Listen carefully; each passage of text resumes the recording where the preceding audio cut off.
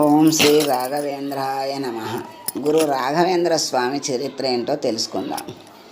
శ్రీ రాఘవేంద్ర స్వామి 1571లో కాంచీపురం సమీపంలో భువనగిరిలో నిరుపేద కుటుంబంలో తిమ్మన్న భట్టు గోపికాంబ దంపతులకి జన్మించారు. తల్లిదండ్రులు పెట్టిన పేరు వెంకటనాథుడు. వీరి తాతగారు శ్రీకృష్ణదేవరాయల ఆస్థాన వైణికుడిగా ఉండేవారు. వెంకటనాథుడి బాల్యంలోనే తల్లిదండ్రులు గతించారు. బావగారైన లక్ష్మీనారాయణ గారు చేరదీశారు. బావగారి పెంపకంలోనే వెంకటనాథుడు సర్వశాస్త్ర పారంగతుడు అయ్యాడు. యుక్త వయస్సు రాగానే సరస్వతి అనే కన్యతో వివాహమైంది. ఓ పిల్లవాడు కూడా పుట్టాడు. కానీ వెంకటనాథునికి దరిద్రం దావాననంలా చుట్టుముట్టింది. ఆదుకునేవారెవరూ లేరు. నిస్సహాయ స్థితిలో వెంకటనాథుడు భార్యాబిడ్డలతో కలిసి కుంభకోణం చేరుకున్నారు. అనూహ్యంగా అక్కడ తాత్కాలికంగా బస చేసిన సుధీంద్ర తీర్థుల వారి ఆశ్రయం లభించింది. గురు సాంగత్యం సుధీంద్రుడు కొత్త శిష్యుడైన వెంకటనాథుని ఎంతో ప్రేమగా ఆదరించాడు. శిష్యుని అసామాన్య ప్రజ్ఞాపాఠవాలకు ఆశ్చర్యపోయాడు. అతని మేధాశక్తిని, శాస్త్రజ్ఞాన ప్రావీణ్యాన్ని అభినందించకుండా ఉండలేకపోయారు. జ్ఞానవరిశిష్టులైన వెంకటనాథుని వినయ విధేయతలు, చిత్తశుద్ధి గురువైన సుధీంద్ర యతీంద్రులను బాగా ఆకర్షించాయి. వయోభారంతో ఉన్న సుధీంద్రులు శిష్యుడైన వెంకటనాథుని ఒక రోజున పిలిచి, వెంకటనాథ, నేను వృద్ధాప్యంలో ఉన్నాను. నా శరీరం నేడో రేపో అన్నట్టుగా ఉంది. రామచంద్రమూర్తి ఆరాధన నిరంతరాయంగా కొనసాగించేందుకు నా తర్వాత ఈ పీఠాధిపత్యం నీవు వహించాలి అని తన మనసులోని కోరికను బయటపెట్టారు. తనకు భార్యాబిడ్డలు ఉన్నారని, కుటుంబ పోషణ చేసి వారిని సుఖపెట్టడం తన బాధ్యత అని చెప్పారు వెంకటనాథుడు. గురువుగారి కోరికను తీర్చలేకపోతున్నందుకు వ్యాకులపడుతూ ఇంటికి చేరుకున్నాడు. భార్యకేమీ చెప్పలేదు. ఆ రాత్రి కలలో సరస్వతీదేవి ప్రత్యక్షమై, నాయనా వెంకటనాథ, నీవు కారణజన్ముడవు. నీ అద్భుత మేధా సంపత్తితో సద్గురువై దారి తప్పిన జనాలకు దారి చూపు. అంతేకాదు, వ్యతిరేక వర్గాల ఎదురుదాడుల నుంచి మధ్వ సిద్ధాంతాన్ని, మధ్వ సాంప్రదాయాన్ని రక్షించగల సమర్థుడవు నీవే. లే, ఆలోచించక నీ గురువు చెప్పినట్టు చెయ్యి అని పలికింది. మేల్కొన్న వెంకటనాథుడు పరుగున గురువు సన్నిధికి చేరుకున్నాడు. సుధీంద్రులు వెంకటనాథుని తంజావూరులోని తన ఆశ్రమానికి తీసుకొని పోయి శాస్త్రోక్తంగా సన్యాస దీక్షనిచ్చి పీఠాధిపత్యం అప్పగించారు. దీక్షానామం రాఘవేంద్ర స్వామి అని పెట్టారు. 40 ఏళ్ల పవిత్ర జీవనం. సన్యాస దీక్ష తీసుకునే నాటికి రాఘవేంద్రుల వయసు 23 సంవత్సరాలట. తదుపరి 40 ఏళ్ళు అతి పవిత్ర జీవనం గడిపి నియమ నిష్టలతో, నిత్య నైమిత్తికాలతో మూలరాముని ఆరాధించారు. ఈ 40 ఏళ్ల కాలంలో సాధించిన విజయాలు, జరిగిన సంఘటనలు, మహిమలు వారి సోదరి కుమారుడు నారాయణాచార్య రాఘవేంద్ర విజయం అన్న గ్రంథంలో నిబద్ధం చేశారు. ఆనాటి నవాబు ఒకరు రాఘవేంద్రులను పరీక్షించదలిచి 2 బుట్టలతో మాంసం పంపించారు. భక్తులు, శిష్యులు ఆ బుట్టలు తెరిచి చూడగా పళ్ళు, పువ్వులు అందులో ఉన్నాయి. ఒకసారి మృతి చెందిన బాలుడికి ప్రాణం పోశారు. నిరక్షరాస్యుడైన వెంకన్నను ఆదోనిలోని గవర్నర్ వద్ద దీవాను స్థాయికి పెంచడం, సిద్ధి మసాన్ ఖాన్ మంత్రాలయం గ్రామాన్ని రాఘవేంద్రులకు రాసి ఇవ్వడం, Madras district gazetteer పునర్ముద్రణ 1916 chapter 15 Adoni తాలూకా పేజీ 213 వంటివి జరిగాయి. మద్రాసు గవర్నరు థామస్ మన్రోకు రాఘవేంద్ర స్వామి చూపిన అద్భుతాలు బళ్ళారి జిల్లా గెజిటీర్లో చూడవచ్చు. రాఘవేంద్రుల యశశ్చంద్రికలు దశ దిశలా పాకాయి. బృందావనిలో జీవ సమాధి పీఠాధిపత్యం వహించి 40 ఏళ్ళు పూర్తి కావస్తున్న సందర్భంలో శిష్యుడైన వెంకన్నను పిలిచి విషయమంతా సేకరించి తుంగభద్రా తీరాన మంత్రాలయంలో తాను జీవ సమాధి కావటానికి అందమైన బృందావనం నిర్మించమని కోరాడు. చెప్పిన ప్రకారం వెంకన్న చక్కని బృందావన మందిరాన్ని నిర్మించాడు. శ్రీ రాఘవేంద్ర స్వామి నిత్య నైమిత్తికాలు పూర్తి చేసుకుని శుచి అయి చేతిలో వీణను పట్టుకుని సమాధిలో ప్రవేశించారు. శ్వాసను నిలిపివేసి మనోలయం చేశారు. 1200 శాలిగ్రామాలతో బృందావన సమాధిని మూసివేశారు. సమాధిగతుడైన తర్వాత ఆయన చూపిన మహిమలు, చేసిన అద్భుతాలు కోకొల్లలు. 700 సంవత్సరాలు సూక్ష్మ రూపంలో బృందావనంలో ఉండి తన భక్తులను అనుగ్రహిస్తానని ఆయన చేసిన ప్రకటన సత్యాతి సత్యం. ఆయన ప్రియ శిష్యుడు అప్పణాచార్యులు తుంగభద్ర ఆవలి తీరాన ఉండేవారు. గురువు సమాధి ప్రవేశం చేస్తున్నాడని తెలిసి నదిని దాటి పరుగున బృందావనానికి చేరుకున్నాడు. అప్పటికే అంతా ముగిసింది. అప్పణాచార్యులు కవి కన్నీటి పర్యంతం అయ్యాడు. తాను వస్తూ దారిలో అల్లుకుంటూ వచ్చిన శ్లోకంలో 7 అక్షరాలు ముగింపులో కొరవడ్డాయి. వ్యధ చెందుతున్న శిష్యుడిని తృప్తిపరిచేందుకు ఆ 7 అక్షరాలు సమాధిలోంచి వెలువడ్డాయి. ఆ శ్లోకం ఈనాటికి బృందావనంలో ప్రార్థనలో పఠిస్తారు. అసమాన సేముషి దురంధరుడైన రాఘవేంద్రునికి టిప్పణాచార్య చక్రవర్తిగా బిరుదు లభించింది. వ్యాకరణ శాస్త్రంలో ఆయన ప్రజ్ఞా పాఠవాలకు మెచ్చి మహాభాష్యకార బిరుదంతో సన్మానించారు.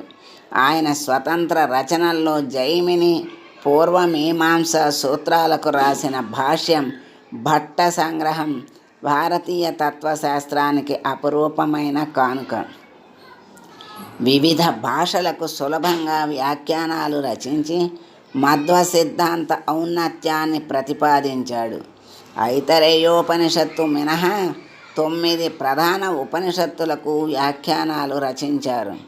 వ్యాసతీర్థుల చంద్రికకు ప్రకాశిక పేరుతో చేసిన పరిమళ వ్యాఖ్యానంతో పరిమళాచార్యుడుగా వాసికెక్కారు.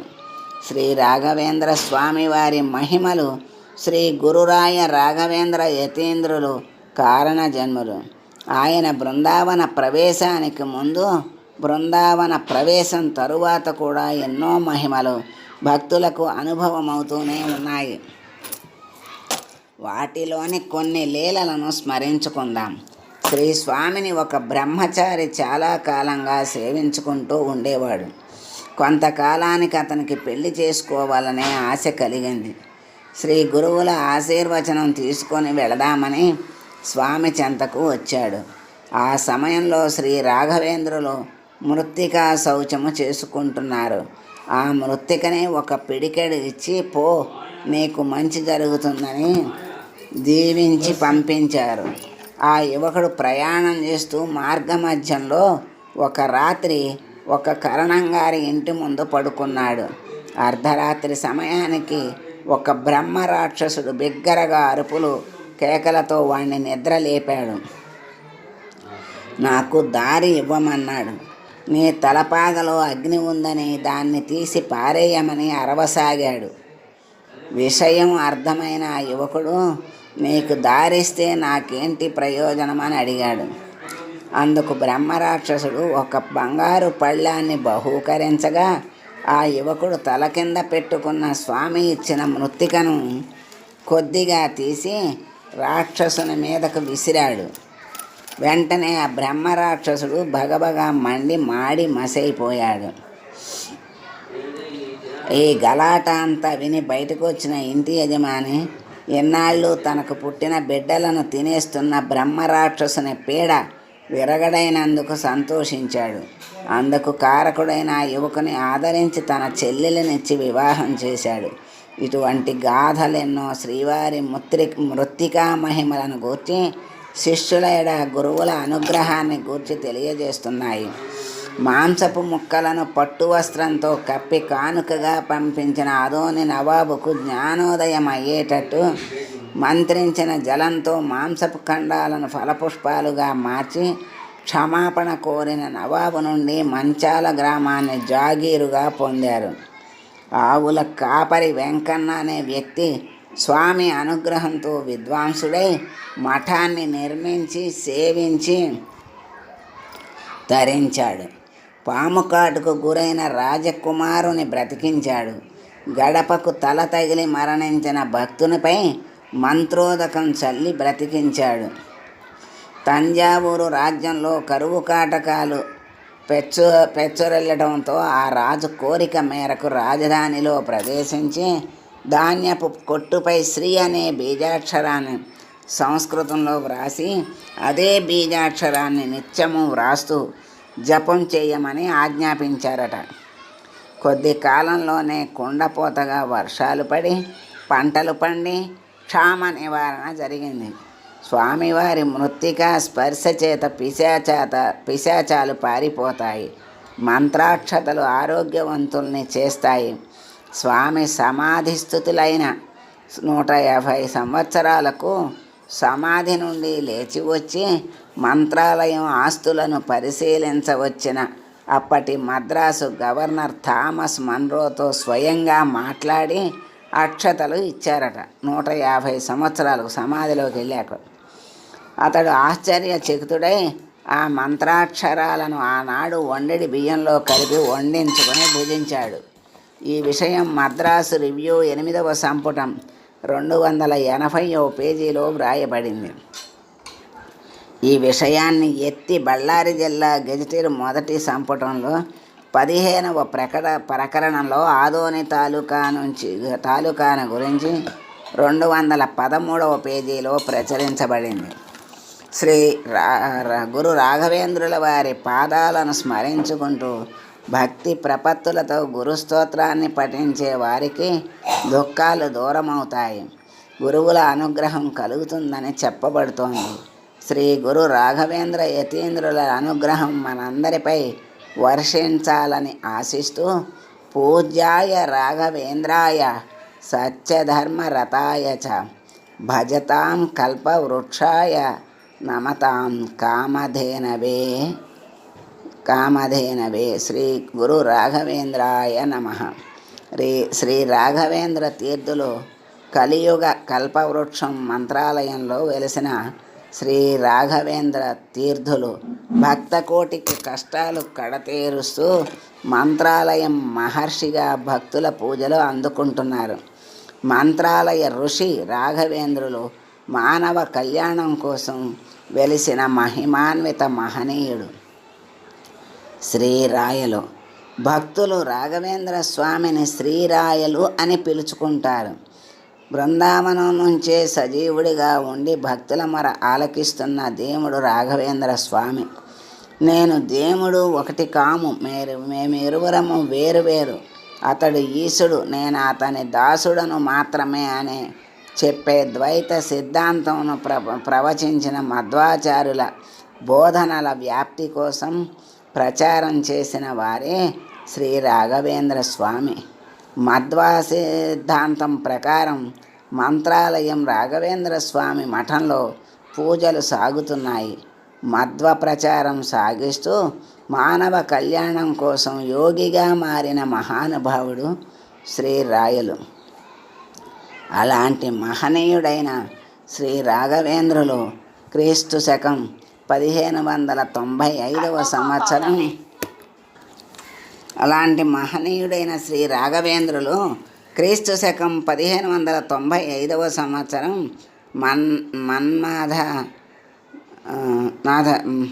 మన్మనాథ సంవత్సరం పాల్గొన శుద్ధ సప్తమి మృగశిర నక్షత్రంలో తిమ్మన్న భట్టు గోపాంబ దంపతులకు కలిగిన సంతానమే సన్యాసం తీసుకున్న తర్వాత రాఘవేంద్రునిగా మారిన రాజయోగి.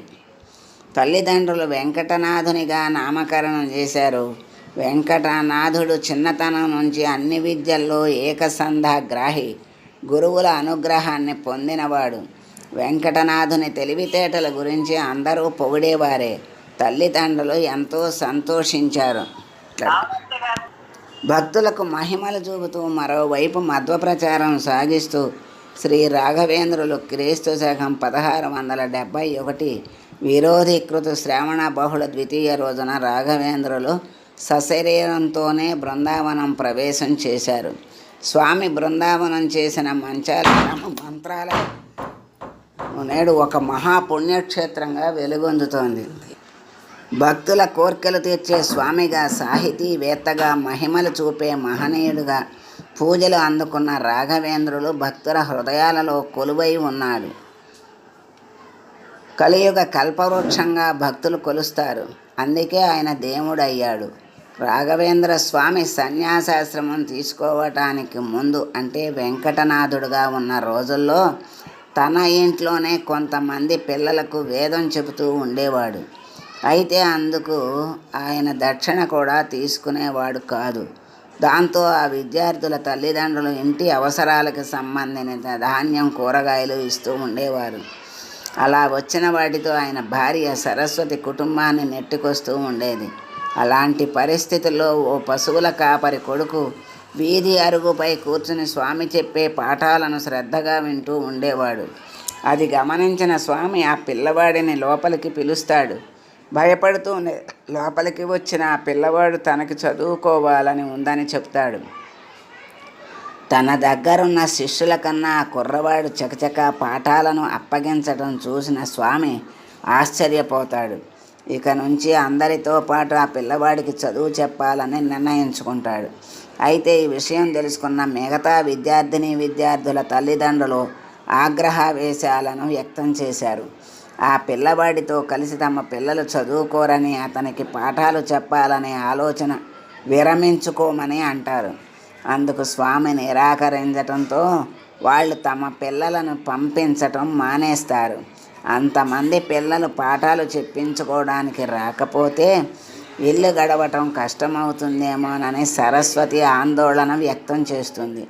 భగవంతుడు తనను నమ్మిన వారిని ఎప్పుడూ ఉపవాసం ఉండనీయడని, ఆ విషయం గురించి కంగారు పడవద్దని స్వామి ధైర్యం చెప్తారు. ఆ రోజు నుంచి ఆయనకి అనేక రకాల ఇబ్బందులు ఎదురవుతూ ఉన్నా ఆ పిల్లవాడికి పాఠాలు చెప్పటం మాత్రం ఆపలేదు. అలా ఆ రోజుల్లోనే కులమతాలకు అతీతంగా వ్యవహరించిన రాఘవేంద్ర స్వామి నేటికి అన్ని వర్గాల వారి హృదయ పీఠాలను అధిష్ఠించి కనిపిస్తూ ఉంటాడు. జై రాఘవేంద్ర స్వామి. సర్వే జనా సుఖినో భవంతు.